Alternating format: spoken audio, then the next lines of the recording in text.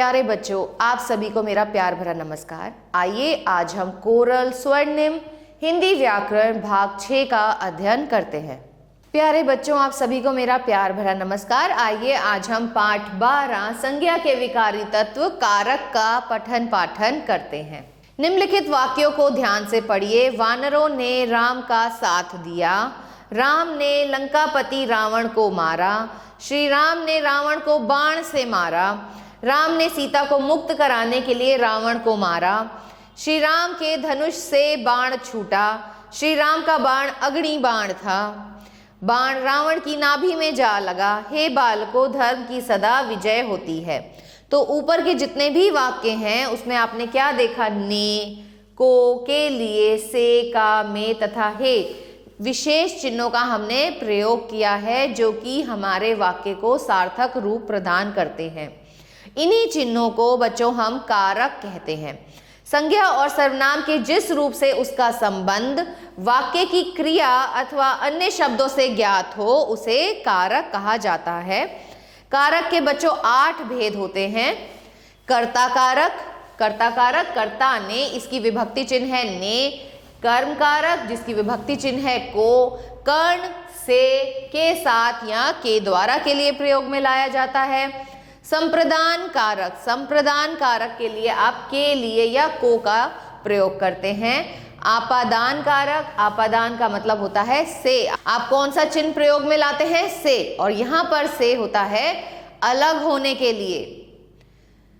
संबंध कारक काकी के रारी रे। अधिकरण कारक में और पर का हम प्रयोग करते हैं। और संबोधन हे अरे। कर्ता कारक, कर्ता का अर्थ है करने वाला। तो जो संज्ञा अथवा सर्वनाम के जिस रूप से क्रिया के करने वाले का बोध होता है उसे हम कर्ता कारक कहते हैं। जैसे रवि ने खाना खाया, तो खाना किसने खाया? रवि ने खाया। तो ने के विभक्ति के साथ क्या आ रहा है? रवि आ रहा है। तो रवि क्या है बच्चों? कर्ता कारक है। रवि पुस्तक पढ़ता है। माता जी ने सब्जी काटी, तो माता जी ने, तो माता जी क्या हो गई? यहाँ पे कर्ता कारक। माता जी बाजार से सब्जी लाई।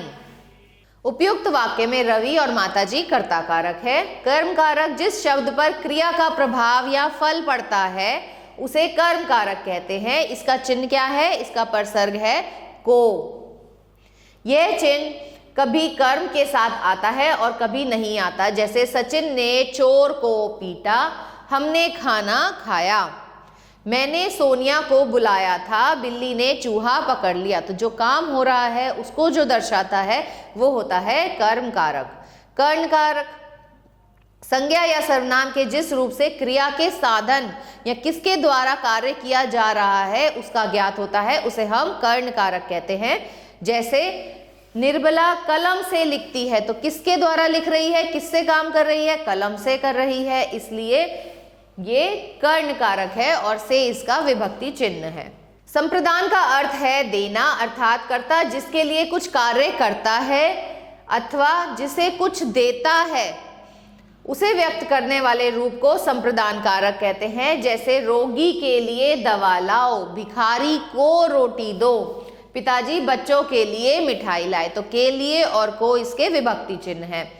आपादान कारक, आपादान कारक संज्ञा या सर्वनाम के जिस रूप से एक वस्तु का दूसरी वस्तु से अलग होना हमें ज्ञात होता है उसे हम आपादान कारक कहते हैं। जैसे बच्चा बस से उतर रहा है, तो बच्चा जो है बस से अलग हो रहा है। या बच्चा छत से गिर गया, तो क्या है यहाँ पे? से इसका विभक्ति चिन्ह है। संबंध कारक संज्ञा या सर्वनाम के जिस रूप से उसका संबंध किसी दूसरे शब्द के साथ प्रकट हो उसे संबंध कारक कहते हैं। और इसका चिन्ह होता है काकी के या रारी रे। यह मेरी पुस्तक है, तो मेरी जो है यहाँ पर क्या दिखा रहा है बच्चों? संबंध कारक। इसका कूलर का पंखा खराब है।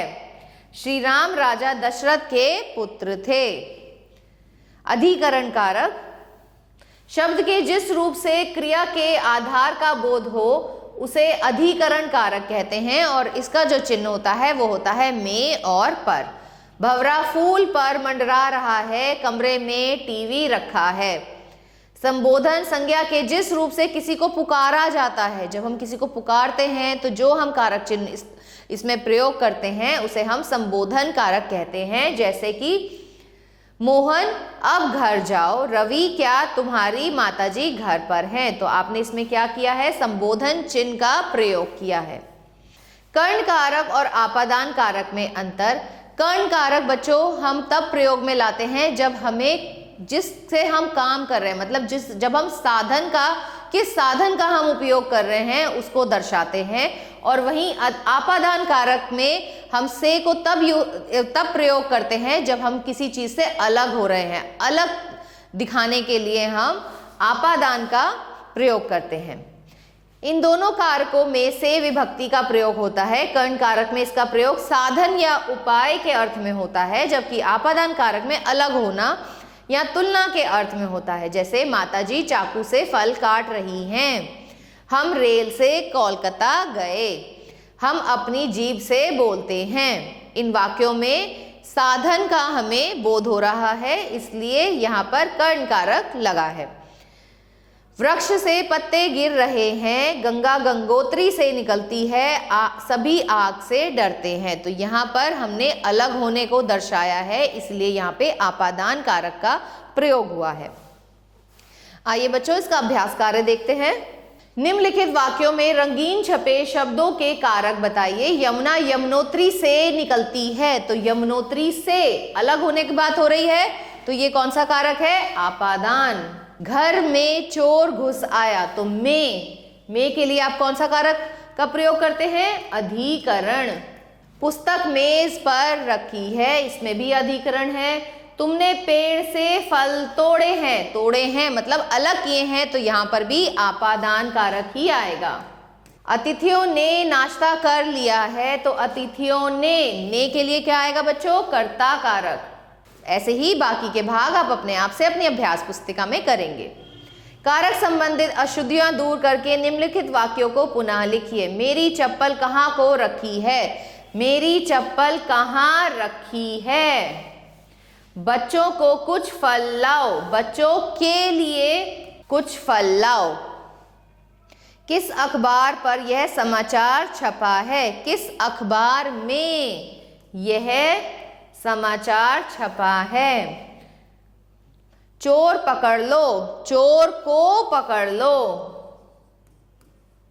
ऐसे ही बाकी के भाग आप अपने आप से अपनी अभ्यास पुस्तिका में करेंगे।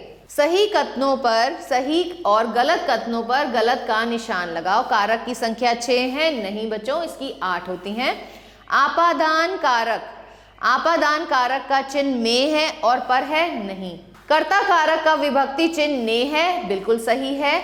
ऐसे ही बाकी के भाग आप अपने आप से अपनी अभ्यास पुस्तिका में करेंगे। रंगीन छपे पदों में आए कारक पर सही का चिन्ह लगाओ। खिलौने मेज पर रखा है, तो इसमें अधिकरण कारक है। वह बस से आया मतलब साधन की बात हो रही है, इसलिए इसमें कर्ण कारक है।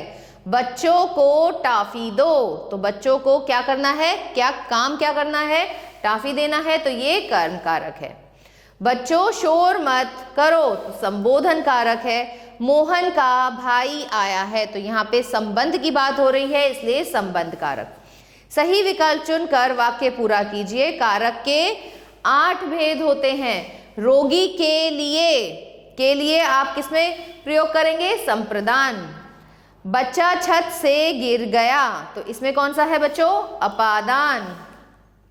यह मेरा छाता है, तो मेरा में संबंध कारक। ऐसे ही बाकी के भाग आप अपने आप से अपनी अभ्यास पुस्तिका में करेंगे। आशा करती हूं आप सभी को यह पाठ अच्छे से समझ आया होगा। मिलते हैं अगले पाठ में, तब तक के लिए आभार।